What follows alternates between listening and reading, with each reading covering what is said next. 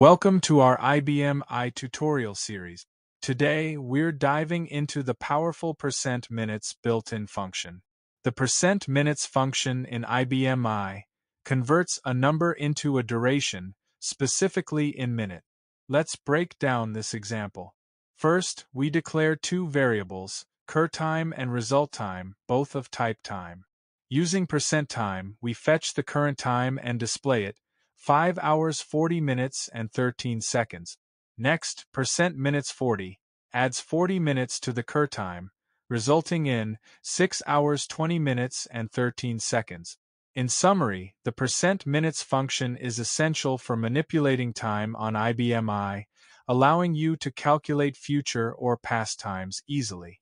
Thanks for watching our video tutorial on the percent minutes built-in function in IBM I RPGLE by programmers.io. Stay tuned for more insights and tutorials on our channels. Don't forget to like, share, and subscribe.